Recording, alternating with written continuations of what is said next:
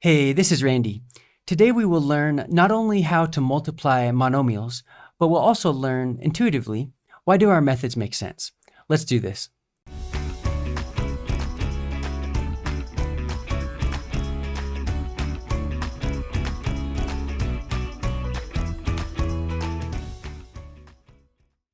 So let's take this first example right here and manipulate it a little bit. So how could we rewrite the expression? Well, we could say the following. We could write a times c times x to the power of b times x to the power of d. Now you'll notice that I took the c and I moved it to be next to the a. Why are we allowed to just move that c like I did? Well, the reason is the commutative property. What is the commutative property? Well, it states that when we are adding or multiplying, we can rearrange the order of the numbers and that will not affect the final result. So that's the reason that we can just move the c like I did. Now let's take this expression and rewrite it again. So I could also say a times c times x to the power of, watch carefully, this time b plus d.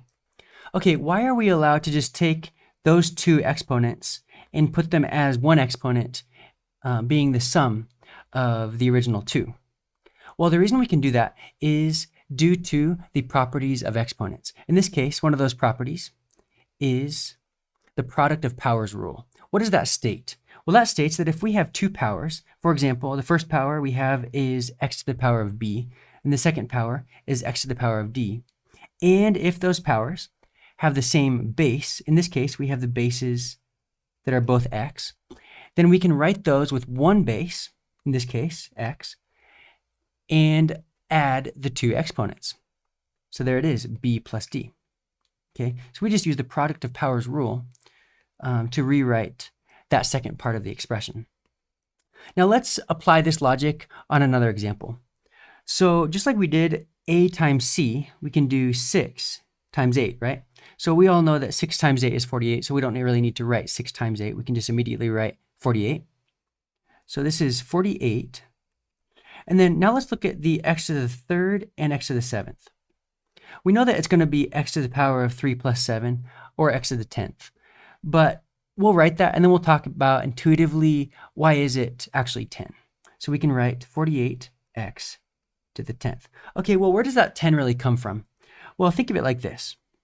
X to the power of 3 is, let me move this up here. X to the power of 3 is x times x times x, right? And in the same way, x to the power of 7 is the same as saying x times x, 3, 4, 5, 6, 7 times, right? So now if you count those x's, we have 10 of those. So that's where the 10 comes from. Let's do another example here, but this time we are going to have a negative to deal with. So same instructions as before, we just need to multiply these two. So we have the coefficients in this case as 2 and negative 5. So we can say 2 times negative 5 is negative 10. So let's write negative 10 right here. And now we have a base of x with an exponent of 4 and a base of x with an exponent of what? Well, it's a 1. Even though we don't see the 1, we know that there is a 1 in that exponent. So we have negative 10 times x to the power of 4 plus 1 is 5. So you could write 4 plus 1 and then rewrite the entire expression with x to the 5. Or because we know that 4 plus 1 is 5, we can immediately just say x to the power of 5. And we cannot simplify this anymore. Let me rewrite that 5 here.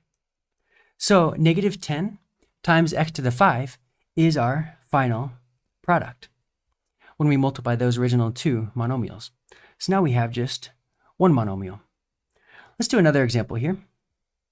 This time we have the instructions phrased a little bit differently, and this time we also have two negatives. So we got to be really careful. So when they say what is the product, it's still just saying we need to multiply. It's just the same instructions phrased a different way. So we have a coefficient of negative 6 and another coefficient of negative 7. So we're going to multiply those.